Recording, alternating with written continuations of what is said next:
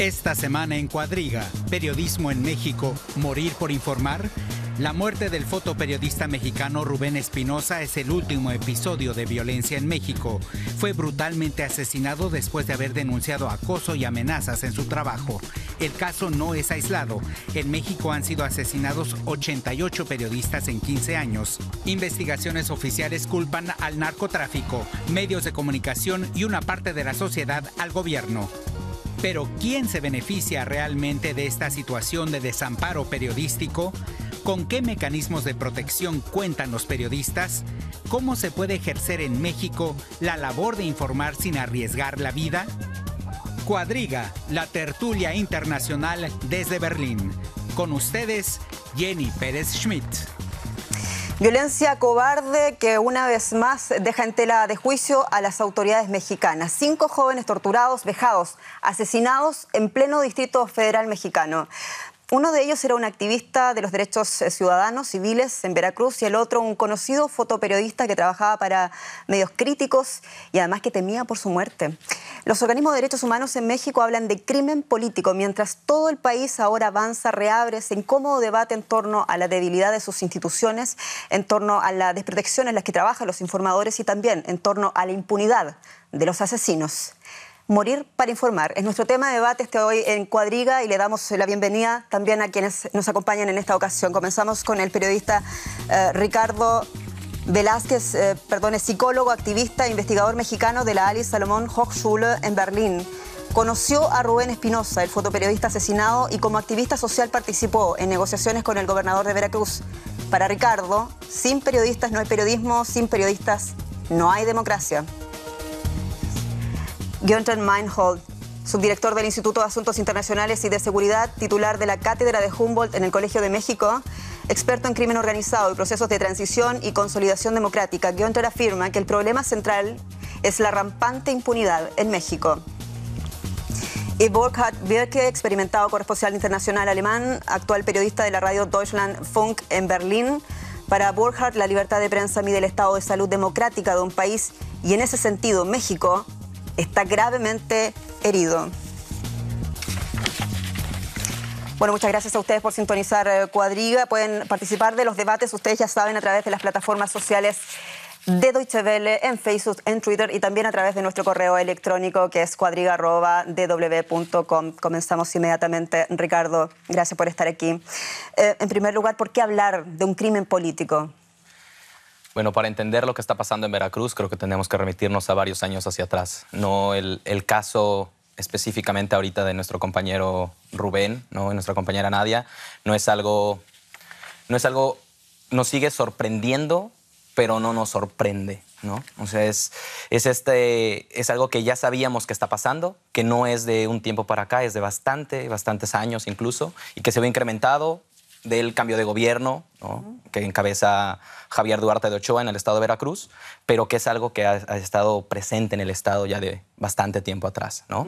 Es un estado, Veracruz, que desafortunadamente para la sociedad pues no ha cambiado de poder, no ha habido este cambio de Duarte partido. está desde el año 2011 como Efectivamente, gobernador, empezó ¿no? a finales de 2010 hasta la fecha, ¿no? Entonces, de acuerdo a lo que tú dices, Ricardo, es una mala noticia que la Fiscalía del Distrito Federal mexicano decida todavía mantener abiertas otras pistas, por ejemplo, como un delito común, como violación o sencillamente como femicidio en torno a estos asesinatos. Sí, efectivamente. Creo que a pesar de las declaraciones que ya hicieron públicas en algún momento algunas otras instancias nacionales e internacionales por parte de Rubén o incluso de Nadia, sabemos que no están procediendo, solamente se están enfocando como un multihomicidio, ¿no? Una posible fiesta que se llevó a cabo en esta casa en particular, pero no están abriendo las líneas de investigación que apunten hacia otras, no únicamente a los autores materiales, sino posibles autores intelectuales. Günther, ¿a usted le sorprende de que Rubén Espinosa no haya acudido a este mecanismo de protección que elaboró el gobierno hace 2 años para decir me están amenazando, me siento amenazado, temo por mi vida? No, porque lo conocemos del ciudadano común en México igual, que no está denunciando hechos delictivos porque teme más a la policía que espera solución de sus casos. No es diferente de las situaciones de los periodistas. El punto clave es este mecanismo y México tiene cantidad de instituciones en este sentido, solamente puede funcionar si realmente estaríamos seguros que los actores centrales del sistema funcionan, y ahí hay muchas dudas. Burkhard, ¿qué opinas tú de que no haya pedido asistencia? Lo pregunto, insisto en este punto, porque ahora las autoridades mexicanas dicen precisamente, pero ojo, que él no avisó que estaba bajo amenaza. Bueno, el mecanismo de protección fue creado en buena intención para proteger precisamente los que luchan por los derechos humanos, los que son periodistas que descubren pues escándalos y los publican, pero de hecho también el 56% de las amenazas y de los ataques contra periodistas son por representantes del Estado. Entonces no sorprende que un periodista en peligro no acude a la ayuda del Estado porque debe temer que el mismo Estado con sus representantes lo esté presionando aún más. Entonces es un ambiente de desconfianza y yo creo que esta sociedad en México necesita crear mucha confianza otra vez en las instituciones o en mediadores para lograr un clima donde el periodismo se puede desarrollar como en otros países civilizados. Perdonen la expresión, pero en este aspecto yo no considero México civilizado porque está en rango 148 de la lista de Reporteros Sin Fronteras de la libertad de prensa. ¿Y quién tiene que responder por esta situación de incivilización, como tú la llamas en México? Bueno, primero es tarea del gobierno, pero si no hay confianza en el gobierno, pues los ONGs, la sociedad civil se tiene que levantar y hay que presionar internacionalmente también al gobierno en México para que cambie algo. Espinosa no recurrió a este mecanismo de protección que elaboró el gobierno en el año 2012, pero sí recurrió a otras dos instancias, a una organización que defiende a los periodistas propiamente tal, que se llama Artículo 19, y al Comité Estadounidense para la Protección de los Periodistas. Y hay una total acuerdo de distintas partes del mundo es que esto no puede continuar en México. Burkhard habla de presionar a las autoridades. ¿De dónde debe salir esa presión y de qué manera? Te lo pregunto a ti como activista. Tú estuviste también trabajando en ese movimiento que vimos hace algunos años, estudiantil 132, al que pertenecía una de las víctimas, Nadia Vera, ¿no?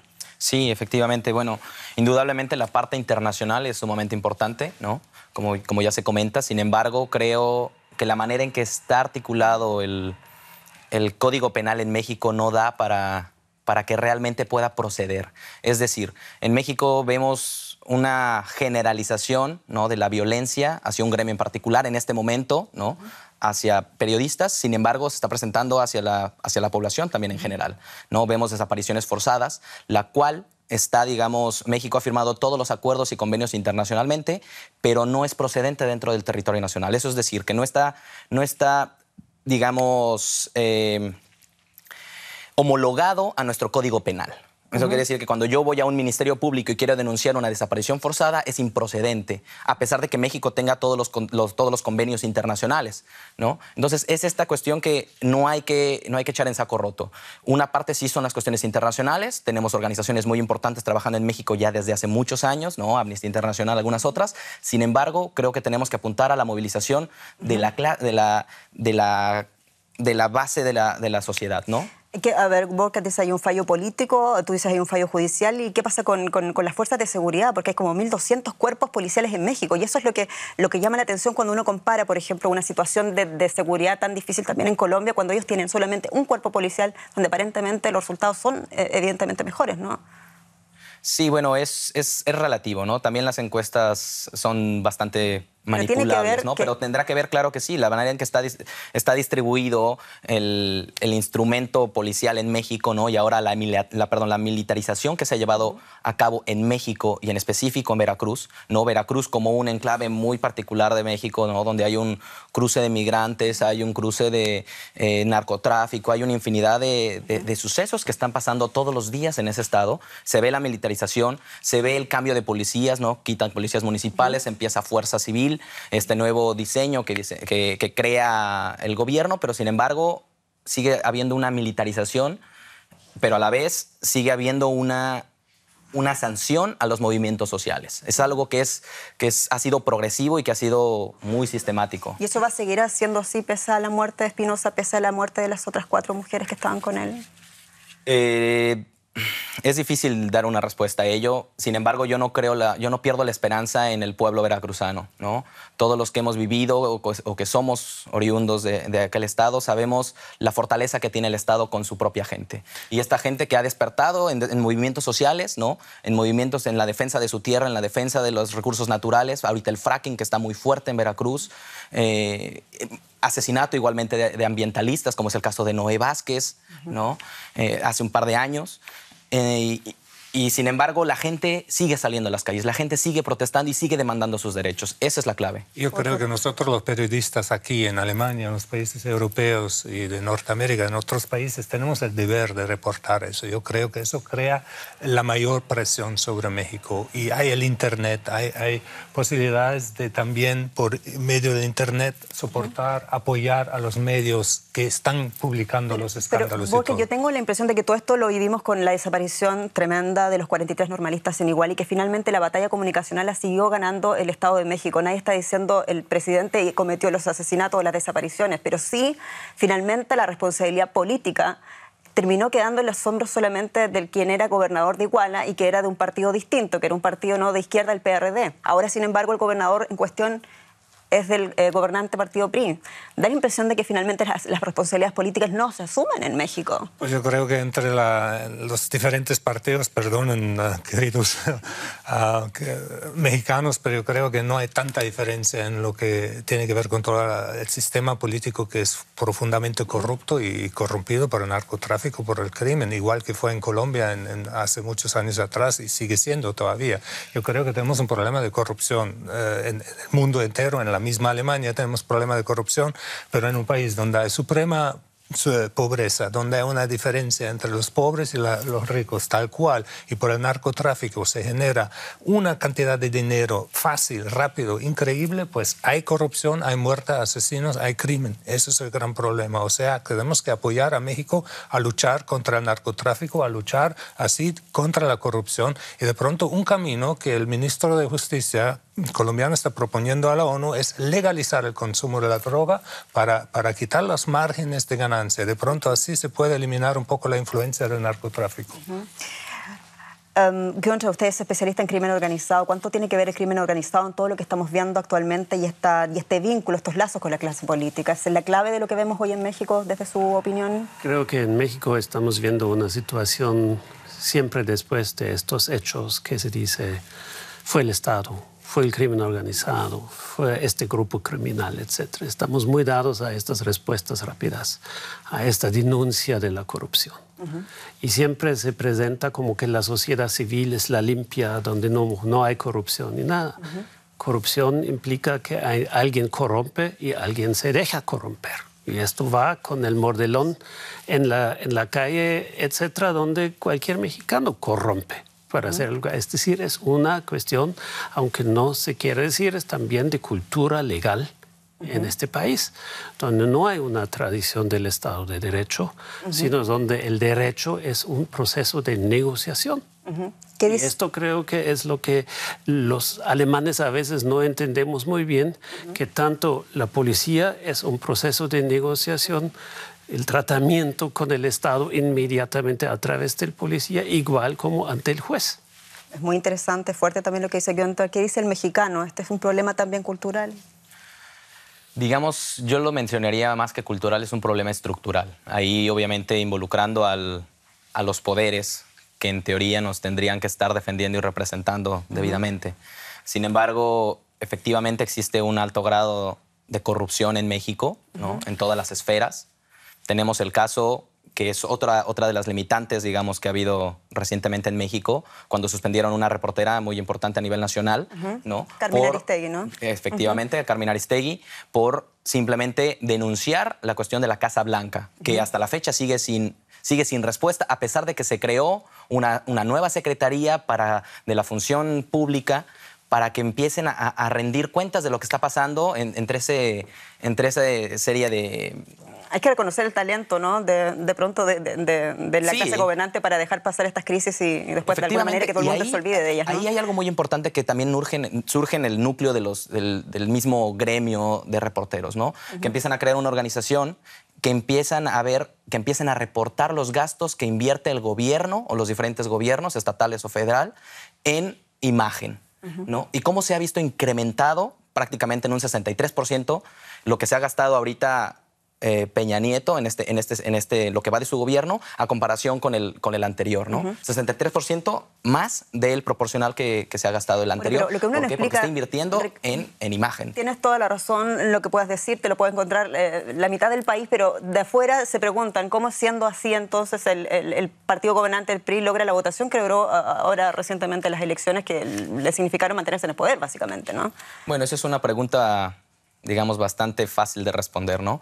El PRI es el partido institucional y por lo tanto está adentrado en la sociedad mexicana, no en todos los sectores, afortunadamente ya empieza a haber cambio, pero hay una desconfianza, volvemos a lo mismo, en las instituciones y la mayoría el gran porcentaje de los mexicanos ni siquiera asisten a las casillas y los que logran asistir son coartados, ¿no? o compra de votos. Esa es la respuesta más válida y que tenemos efectivamente en el caso Monex, caso Soriana, muchos casos que tenemos. Creo que es un poco aventurado, ¿no? Porque en las elecciones que pasaron el 7 de junio asistieron más electores que en cualquier elección intermedia que había. Pero el PRI obtuvo menos votos que antes. Pero más asistencia a las urnas. Entonces no es un signo que la gente no confía en el sistema electoral, sino es una asistencia mayor.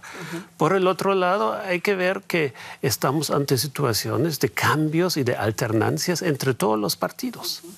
Y esto es un signo que tradicionalmente vemos como un signo de democracia. Entonces creo que hay que ser un poco cauteloso de a rajatabla descalificar a los votantes, ¿no? Porque podemos identificar razones de muy diferente índole de que voten, pero han votado. Y si empezamos a descalificar el voto, estamos realmente serruchando las bases de la democracia. Entonces, la democracia no está en estado de salud frágil, desde su perspectiva. Podemos hablar de elementos que no funcionan bien, que los partidos son más clientelares, etcétera, pero que hay una conciencia democrática en la población, creo que esto no puede estar en duda. Bueno, todo este debate es a propósito del asesinato de un reportero gráfico, conocido, crítico, trabajaba para una revista que se llama Proceso, entre otros medios.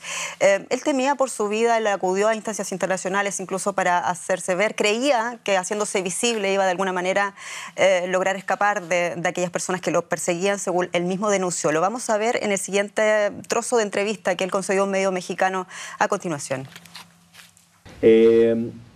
Para mí ha sido muy difícil esta situación por cuestión mental, emocional y económica.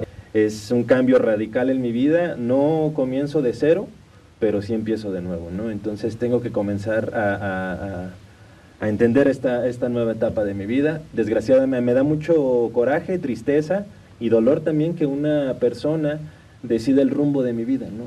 Haya decidido cuándo o en qué momento tengo que irme, porque, bueno, pues es mi seguridad. O sea, ¿tú presentaste denuncia? No. ¿No has presentado ninguna denuncia? No, porque no confío en ninguna institución del Estado. No hay confianza de parte, o no la había de parte de Espinosa, tampoco de otros periodistas que han corrido la misma suerte. ¿Qué se hace con eso, con toda la gente que sigue ejerciendo el periodismo, sobre todo en Veracruz, que es el estado, por cierto, más hostil para el ejercicio del periodismo en México? Sí, indudablemente, bueno, el compañero Rubén, no había sido la primera vez que había sido sujeto de una amenaza, ¿no? A veces las amenazas, que en esa misma entrevista, pero en otra sección lo menciona, ¿no? A veces no es la amenaza directa, ¿no? No es el de si no te callas o si no haces esto, voy a terminar matándote, ¿no? Hay diferentes tipos de amenaza, ¿no? Desde la censura, desde el no dar una entrevista, desde demandas que han estado entablando algunos compañeros ahí mismo dentro de Veracruz, ¿no? Por infiltración de información supuestamente oficial, mucho tipo de mecanismos que efectivamente la mayor parte del acoso que sufren los periodistas es por parte de funcionarios públicos. Entonces, con esta misma tendencia, ¿quién va a ser capaz de poder ir a denunciar algo sabiendo que no va a ser prácticamente improcedente, ¿no? Que lo van a tomar porque al final los autores intelectuales, nunca sabremos. Bueno, la organización Artículo 19 dice que por lo demás Espinosa estaba totalmente vetado en ciertas instancias administrativas en Gobernación, no podía acceder, por ejemplo, a una conferencia de prensa normal. ¿Qué opinión le merece a usted, Günther, algo así? Tenemos una situación muy complicada en el estado de Veracruz. Hay esta situación que el gobernador se sentía afectado, digámoslo, por una foto que él había tomado para una portada de la revista Proceso. Pero creo que hay un elemento que es diferente en este caso, que el suceso es en el DF. Y ahora son autoridades del DF que lo investigan, no es la autoridad de Veracruz. Entonces creo que podemos por lo menos suponer que estas autoridades no están bajo la influencia de este gobernador y darle por lo menos un cierto crédito de que tengan un interés de esclarecer los hechos en un ambiente diferente a las estructuras de poder local que tenemos en Veracruz. De todas formas, es la calidad nueva de este incidente, que fue la primera vez que en el DF fue asesinado un reportero. Aún no sabemos si realmente era por presión política o por su labor que fue asesinado. Hay que tener mucho cuidado en acusar a alguien, pero todo parece indicarlo. Pero eso es la calidad nueva. Y es muy interesante ver cómo las instituciones del DF van a reaccionar. Claro, pero eso que ustedes dicen precisamente, que sea por primera vez que llegue la violencia a la capital, que parecía de alguna manera circunscrita a ciertos sectores en Veracruz concretamente, lo cambia todo y cambia también quizás el papel del gobierno mexicano, del Estado federal en este tema. Tiene que haber una voluntad política más expresa. El papel del presidente quizás debería ser más protagónico en esta ocasión. Yo espero que aumente la conciencia y que aumente la presión sobre el gobierno. De todas formas, pues el gobierno mismo ha pasado unas leyes como la ley de la telecomunicación que le permite, por ejemplo, escuchar las conversaciones por móvil, de celular, de periodistas con sus informantes y todo eso no está bien. O sea, son leyes que en el fondo están obstruyendo un periodismo libre. Entonces todo eso ha creado un clima también de miedo. Muy breve, ¿cómo ha sido ese tema aquí en Alemania? Solamente para contarle a los mexicanos y a todos los latinoamericanos que nos ven hasta ahora. Eso está prohibido y le costó el puesto también de alguna manera en una larga trama de desencuentros al fiscal general, ¿no? Lo hemos visto bueno, en recientemente. Alemania sí, estamos muy cuidadosos con la libertad de prensa, y el hecho es que en esta situación se hizo una investigación por publicar unos documentos en el Internet que eran confidenciales, pero entonces se acusó a esos, se lanzó una investigación pero contra la libertad de prensa. Al final terminó que con el fiscal general tenía que tomar fue echado de su puesto por el propio ministro de Justicia. O sea, que hay que pensarse dos veces, ¿no?, antes de tocar a un periodista por razones por las que sea, incluso si es que considera el fiscal en este caso de que la seguridad del país podría estar en juego. Eso es lo que pasa en Alemania y eso es lo que pasa también en varios países. Yo una pregunta, ¿cómo cuando hay un político, ¿no? Hay una investigación en curso, eso lo sabemos, pero cuando hay un político donde la víctima, la persona que falleció, lo acusó directamente de si algo me pasa, aquí hay una persona que podría ser responsable. Cuando hay acusaciones de esta manera, me pregunto yo cómo este funcionario sigue en ejercicio, ¿no? Y te lo pregunto a ti como mexicano. Sí, prácticamente respondería de la misma manera como cuando estaba respondiendo a la cuestión internacional, ¿no? Hay ciertos mecanismos con los cuales no puede funcionar si no hay cierta voluntad política. Eso es algo primordial, ¿no? Algo que ahorita estamos viendo, ¿no? Y que efectivamente pasó en el caso de Ayotzinapa, ¿no? Con los 43 estudiantes. Lo vimos también, costó para que arrestaran al señor, ¿no? Y llamar al gobernador en turno, en este caso Javier Duarte, a que rinda, qué es lo que está pasando en el estado de Veracruz. ¿Qué pasaría en condiciones normales cuando hay un político que está sometido a eso? Yo me acuerdo del caso Rosenberg en Guatemala, donde un abogado grabó antes de su muerte una cinta y después murió, y en esta cinta acusó al presidente de su estado de su muerte. Farsa. Una comisión internacional descubrió que esto era todo un maquillaje. Creo que ahí está el camino. Pero debe haber investigaciones con participación internacional que pongan presión a las autoridades locales, nacionales, quienes siempre fueran. Y esto es el punto donde el gobierno mexicano, no en el caso Ayotzinapa, tampoco en otros, ha cedido. Siempre quiere preservar la soberanía nacional sobre el caso. ¿Y por qué cree usted que el gobierno de México mantiene en esto, no pedir ayuda de garantes internacionales que son tan necesarios para hablar de una verdad creíble? Si eso es lo que todo el mundo... Hay una tradición soberanista en toda la historia de México. Igual Brasil tampoco lo aceptaría, y recordemos que en el año pasado, en cuanto a muertes de periodistas, Brasil rebasó a México. Es decir, estos grandes países rechazan siempre eso como intromisión. Igual creo que es necesario ante el simple hecho que son derechos básicos donde la comunidad internacional tiene y debe asumir una responsabilidad. Aparte de ahí, quizás yo metería algo muy particular que a veces se pierde, ¿no? Aquí tenemos algo como que tú ya mencionabas, ¿no? En el caso de Guerrero tenemos un gobernador de otro partido. En este caso son efectivamente del mismo partido, y que tenemos el antecedente y que se puede verificar, ¿no? Que en el año 2012, durante la época electoral, fue detenido un avión en el aeropuerto de Toluca con 25 millones de pesos en efectivo. Muy dudosa la procedencia, la Policía Federal retuvo ese dinero, el gobierno estatal estuvo aclarando, y al final la vinculación que existe. Uno, el subsecretario Vicente Benítez, que es actualmente el oficial mayor de la Secretaría de Educación de Veracruz, sigue en un puesto a pesar de que cambió secretaría. Hay ahí un teje y maneje, digamos, como decimos en México, de que solamente van cambiando las fichas del tablero, pero sigue siendo la misma gente y la vinculación que esto conlleva. Si no, la clave no está en cambiar las fichas del tablero, entonces da lo mismo quien sea gobernador, da lo mismo quien sea finalmente hasta presidente de la República en México. Muy posiblemente, yo siento que gran parte, vemos, hace unas horas estaba revisando en los periódicos que un grupo de parlamentarios, un grupo de senadores estaba llamando a declarar al gobernador de Veracruz, ¿no? Obviamente el Partido Revolucionario Institucional estaba en la defensa del mismo, que decían que no era el único, que hay otros estados que también, efectivamente.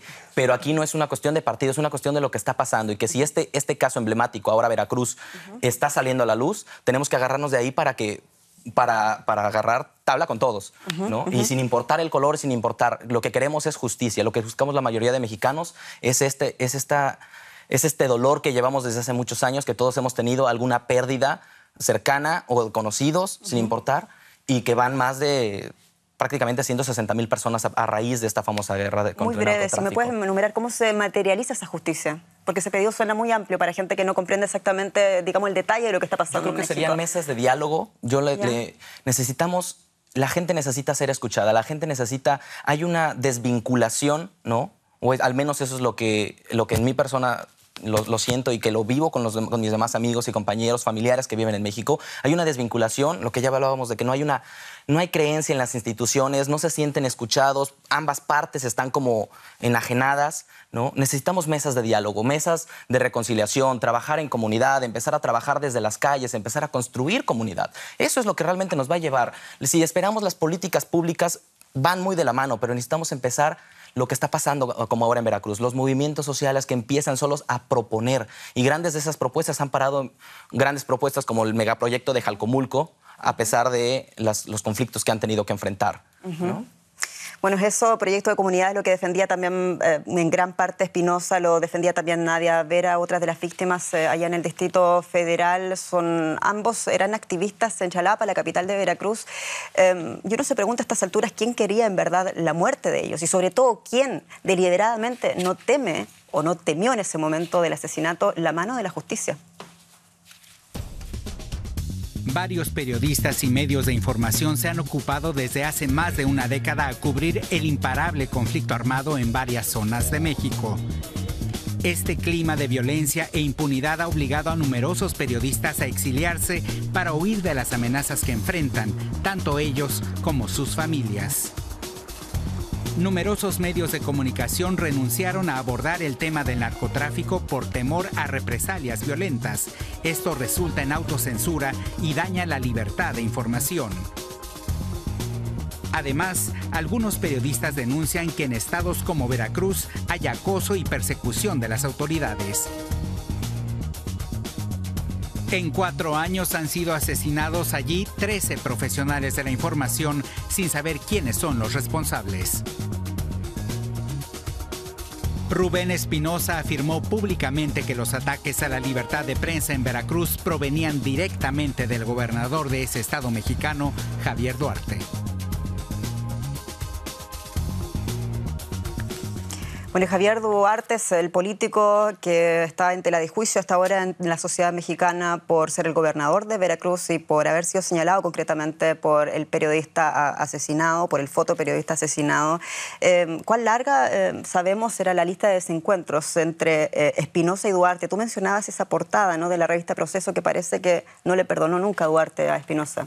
Pues él procedió a comprar todos los ejemplares de la revista en el Estado para inhibir su difusión, ¿no? Eso ya señala claramente. ¿Cómo era la portada, perdón, para la gente que no era tan dramático? Salió gordo y con un vestido de azul, con un gorro de policía, sombrero de ¿no? policía, lo cual es entendible. Bueno, lo hemos visto en Calderón, que salió en traje militar, en una situación donde el Estado de Veracruz realmente ha vivido situaciones muy duras con el embate del narcotráfico. Recordamos cuando descargaron ahí 40 muertos en una reunión de todos los procuradores del país en el puerto.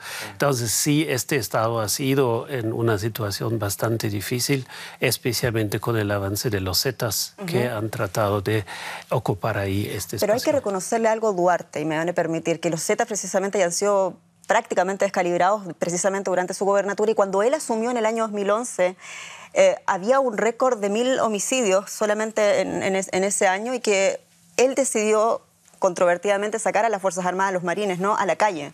Y esas cifras descendieron dramáticamente, dicen las estadísticas que maneja el gobierno. ¿No te parece que dentro de todo hay que reconocerle eso a Duarte en Veracruz? Sinceramente, creo que las estadísticas, repito, son muy manipulables. Estaba revisando efectivamente el día de ayer algunas de las estadísticas y decían algunas de los focos rojos que estas mismas denotan, ¿no? Por ejemplo, no se cuentan a los muertos que no hayan sido asesinados con arma de alto calibre. Esto quiere decir que si alguien fue apuñalado o alguien fue de cualquier otro tipo de cuestiones, ya no lo cuentan en las estadísticas, a pesar de que haya sido en un enfrentamiento.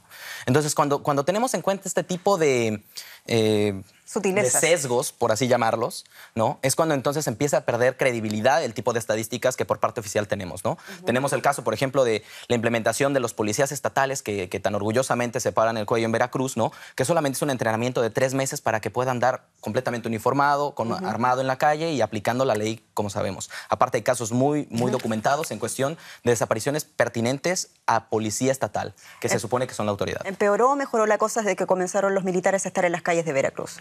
Es algo muy relativo, pero diríamos, al menos en percepción personal, mi opinión es que ha empeorado. La sensación ha sido incrementado. Yo estoy hablando de mi ciudad, donde 24 horas al día volaba 2 helicópteros, ¿no?, con gente armada hasta los dientes, con los convoys, y al final lo único que hace es sentir más el miedo, ¿no? Volkan, ese es otro rasgo de la incivilización que nos enunciabas más temprano al inicio del programa. Pues sí, claro, es inimaginable aquí desde Alemania una situación así de una presencia continua, ¿no?, de militar y de todo eso. Eso crea un ambiente de miedo. Yo quería volver a otro punto que me parece muy importante. Ese clima de amenaza general pues lleva a la autocensura. O sea que un periodista que teme por su vida no va a publicar información delicada. Entonces parece que ese ambiente cree esa autocensura, que es un gran problema, porque la gente tiene miedo de publicar, de escribir, de informar lo que debe informar. Y eso es muy importante para el funcionamiento de una democracia, que haya un control público por la prensa. ¿Qué hacen los grandes medios, perdón, respecto a lo que hemos visto en Veracruz, hablemos de Televisa, de Televisión Azteca? Sí. ¿Qué hacen ellos, por ejemplo, con lo que ha pasado en Veracruz? ¿Cómo maneja la información? ¿Cómo la dan a conocer al público, a la audiencia? Antes de eso, me gustaría unar un comentario aquí. Yo me remito a la última declaración de Duarte, ¿no?, donde prácticamente, en otras palabras, y cito textualmente, era más grande la frase, pero decía, pórtense bien, ¿no? Y es una declaración a los medios de comunicación en una reunión oficial, ¿no? Cuando tú ves a un funcionario de alto nivel, como se les conoce, un representante de Estado, que te dice, pórtense bien, por el bien de ustedes, está hablando de ese nivel que puede influir no nada más en la autocensura, sino o te alineas o yo tampoco me voy a hacer responsable. Pero también lo que se había dicho, que él había tratado de criminalizar a ciertos periodistas. Él trataba de decir también lo que escuchaba y leído mucho a través de distintos periódicos en México, es que trataba Duarte de alguna manera de decir que hay periodistas que están conniviendo, ¿no?, con el narcotráfico en este caso. Uno de ellos incluso, y se puede remitir se sacó un listado en época electoral en junio pasado, donde sacaban diferentes listas de nombres de activistas con fotografías y todos, que lo saca un partido, el Partido del Trabajo en Jalapa, justo antes de las elecciones,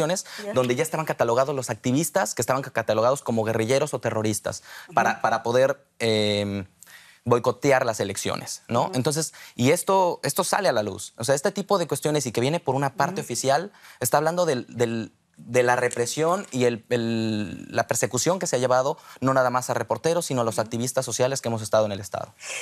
Günther, ¿le llama la atención a usted de que en México esté citado por la organización Reporteros Sin Fronteras como en el lugar 148 de 180 países donde ejercer el periodismo es prácticamente un suicidio, esté en el mismo escalafón de Afganistán, considerando que México no está en guerra?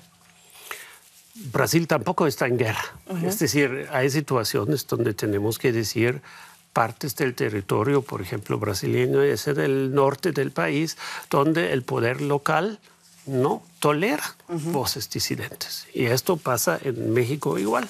Entonces, creo que no es solamente que el presidente es el malo, sino es la estructura de poder que hay en el territorio, que también es un elemento. Y aunque no nos guste, pues es también evidente que hay periodistas que son narcoperiodistas. En México, usted dice, en Veracruz concretamente. Hay un artículo amplio de Nexos y Letras Libres donde hablan periodistas sobre este fenómeno.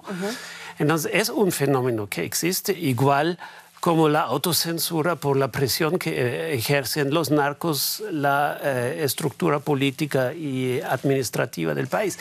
Hay de todo. Esto es lo difícil. Lo blanco y negro no nos ayuda a resolver las cosas. Yo creo que es un fenómeno que de ambos. En muchas partes de Latinoamérica, también Colombia tiene muchos problemas, pero Colombia es un país que, bueno, no está en guerra oficial, pero claro, hay la guerra civil desde hace 50 años. Había muchas amenazas por parte de la guerrilla, los paramilitares, los militares, las entidades del Estado, o sea, la situación muy parecida, y Colombia figura en el lugar 128, ¿no? Claro. No tan Narcoperiodismo, ¿qué dicen ustedes de eso? Lo que yo diría, digamos, me remitiría literalmente al informe de artículo 19, donde dice que el 14% de los casos ha sido amenazas directas del narco, ¿no? Comparado, digamos, contra un 56%, que es por parte de funcionarios públicos. Entonces, yo no dudo que exista, digamos, esa parte del narcoperiodismo, si le queremos llamar así. Sin embargo, también tenemos como que un gran porcentaje ha sido captado, pero por una cuestión oficial. ¿Y qué hace el narcoperiodista, por ejemplo, en relación al narcotráfico? Sacar ciertas notas, digamos, amarillistas. Aceptar pagos. Aceptar pagos, sacar información o no, ¿no? Es una reacción, es decir, es el típico problema, ¿no? Plata o plomo. Y cualquiera de nosotros en una situación así, no sé cómo vaya a actuar, ¿no? Entonces creo que tenemos que ver el ambiente en el cual el quehacer periodístico se está llevando en estas áreas. ¿Y qué hace la sociedad mexicana, el activismo mexicano, concretamente en Veracruz, cuando saben, por ejemplo, que hay profesionales de la prensa que se prestan o que son parte de la estructura del mal, por así llamarlo? Pues lo único que tratamos de hacer es dar entrevistas a los medios o a los reporteros que nosotros consideramos que son más objetivos, si se puede ya usar la palabra. Sin embargo, sabemos que, bueno, los medios son muchos y es imposible poder controlar lo que cada uno vaya o quiera decir, ¿no? Aparte, ahí hay que mencionar que los movimientos sociales en Veracruz, el Estado, el gobierno en sí, trata de dar soluciones, pero muchas veces que no son tan legales, ¿no? ¿Como cuáles, por ejemplo? Por ejemplo, en el caso personal, yo recuerdo que cuando estaba en negociaciones con el gobierno de Veracruz, ellos solían hacer reuniones a altas horas de la noche, una vez gastando, digamos, como habiendo desgastado un poco el grupo, ¿no? Psicológicamente, físicamente, a altas horas de la noche nos trasladaron al aeropuerto de la ciudad de Jalapa, ¿no? Y ahí fue que nos recibió el el famoso gobernador. Duarte, ¿no? ¿tú lo conociste a él? ¿Tú Lo hablaste conocí con él? directamente en esa negociación. ¿No? ¿Qué impresión te causó él concretamente? Pues es una sensación de miedo. Al ser uno representante o vocero de un movimiento, en este caso el Movimiento Magisterial Popular Veracruzano, ¿no? Es una sensación de miedo y que realmente que está muy sembrada, ¿no? Y no lo digo únicamente porque lo haya vivido, sino porque los demás compañeros también lo sintieron, ¿no? Comentarios que de repente nos llevaban en camionetas oficiales y nos decían, ya te despediste de tu familia, ¿no? Con este tipo de comentarios, obviamente uno va más que espantado, nos retan celulares para la negociación, bueno, infinidad de sucesos que no son, que uno cuando lo ve de afuera y ahora que lo veo de lejos digo, eso no es tan legal, eso no me están respetando mis derechos, a pesar de que estoy intentando defenderlos, ¿no? Se nos está yendo el programa, nos quedan, me dice recién 2 minutos. Burkhard, vuelvo a lo que tú habías dicho, hay que presionar a las instituciones, a los poderes públicos, al gobierno federal y a los mismos mexicanos para que despierten. ¿Cómo se hace eso? Yo creo que hay que ofrecer también ayuda en el sentido de que, pues, si México aceptara, pues, recibir mediadores o investigadores internacionales. ¿Alemania podría ayudar? Alemania podría ayudar, claro, y creo que nosotros los periodistas aquí tenemos que aumentar también la presión, porque me recuerdo de un caso en Colombia de Diana Turbay y Jero Bus, un colega alemán que fue secuestrado por los narcos en aquella época, y la presión pública ayudó por lo menos a una liberación parcial en esa época. O sea, los narcos también habían secuestrado. Entonces yo creo que la presión, la prensa puede asumir un papel. Hay un pequeño síntoma que es que el gobierno mexicano ha solicitado ayuda a un general en retiro en Colombia para dar de nuevo, otra vez con el Chapo Guzmán, ¿no? México tiene que ceder un poco su soberanía para avanzar en todos los temas pendientes. Creo que no solamente en estos temas estamos claros que el concepto de soberanía clásica ya no funciona y que hay que cooperar internacionalmente para resolver problemas tanto de corte nacional como de corte transnacional. Ricardo Velázquez, ya está sonando la música de Cuadriga, por favor. Únicamente yo le apuntaría al trabajo en las calles, al trabajo en la comunidad, ¿no? En las comunidades, en la sociedad, pero sin perder de vista las cuestiones internacionales, efectivamente. Concretamente, ¿no?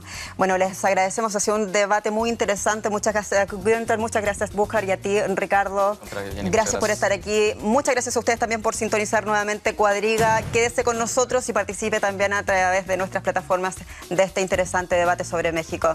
Hasta pronto.